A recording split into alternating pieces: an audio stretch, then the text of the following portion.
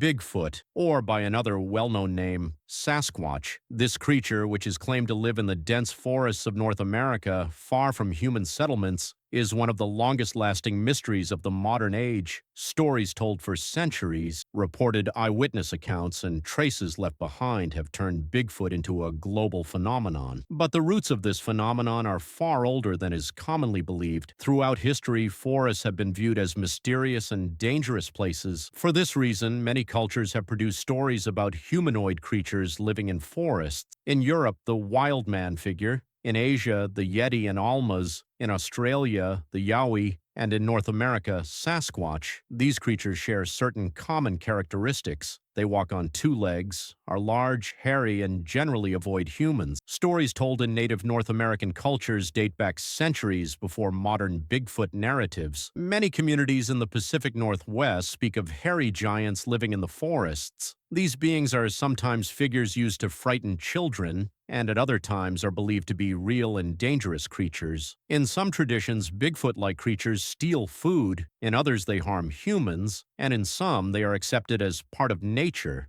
The common point in all these stories is that these beings resemble humans but are not human. The term Bigfoot emerged in 1958 in Humboldt County, California. Logging workers reported finding footprints in the mud that resembled human footprints but were far larger. Photographs of these prints were published in newspapers and quickly attracted national media attention. This event is considered the modern emergence of Bigfoot in popular culture. Newspapers, magazines, and later television programs continually kept the idea of a mysterious creature roaming the forests in the public eye. Years later, however, it was revealed that many of these footprints were deliberately created hoaxes. Footprints made using wooden feet played a significant role in the growth of the Bigfoot legend. For a long time, many people claimed to have seen Bigfoot. Most of these claims described encounters occurring at night under poor visibility conditions. Witnesses spoke of a tall silhouette, a human-like gait, and sometimes glowing eyes. In 1971, an incident recorded in police reports in Oregon described witnesses referring to an extremely large ape. One of the witnesses stated that when he looked at the creature through binoculars, he could not shoot it because it looked more human than animal. Such stories intensified Bigfoot's sense of menace. This is because what disturbs humans most is not what is completely foreign,